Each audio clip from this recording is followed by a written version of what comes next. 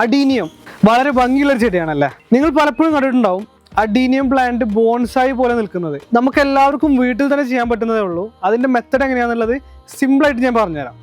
നിങ്ങൾ ഈ adenium plant ശ്രദ്ധിച്ചോ? നല്ല ബുഷിയായിട്ട് നല്ല ബോൺസായി ഷേപ്പിൽ നിൽക്കുന്നുണ്ടല്ലേ. നമുക്കെല്ലാവർക്കും കുറച്ച് കാര്യങ്ങൾ ശ്രദ്ധിച്ചാൽ നമുക്കെല്ലാവർക്കും വീട്ടിൽ തന്നെ ഇത് ചെയ്തെടുക്കാൻ പറ്റുന്നതേ ഉള്ളൂ. അപ്പോൾ അതിനെന്തൊക്കെ ചെയ്യേണ്ടതെന്നുള്ള കുറച്ച് കാര്യങ്ങൾ ഞാൻ നിങ്ങൾക്ക് പറഞ്ഞുതരാം.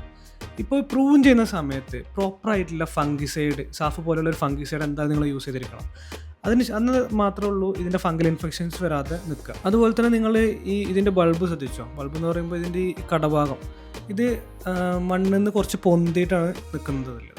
അപ്പോൾ അങ്ങനെ മണ്ണ് ഈ വേരിനോട് കുറച്ച് താഴ്ത്തിട്ട് കൊടുത്താൽ മാത്രമേ ഉള്ളൂ ഇത് മുകളിലേക്ക് വരുന്നത് കുറച്ചിങ്ങനെ വണ്ണത്തിൽ വരത്തുള്ളൂ. അപ്പോൾ അത് ആ വണ്ണത്തിൽ വരുന്നതുകൊണ്ടാണ് നമുക്കൊരു ബോൺസായി ഫീൽ കിട്ടുന്നത്.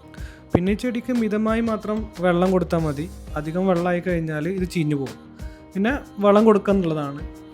വളം കൊടുക്കുന്ന സമയത്ത് ക്വാണ്ടിറ്റി കുറച്ചിട്ട് ഇൻ്റർവെൽസ് കൂട്ടി കൊടുക്കുക. അപ്പോഴാകുമ്പോഴാണ് ഇതിൻ്റെ അബ്സോർപ്ഷൻ പ്രോപ്പറായി നടക്കത്തുള്ളൂ.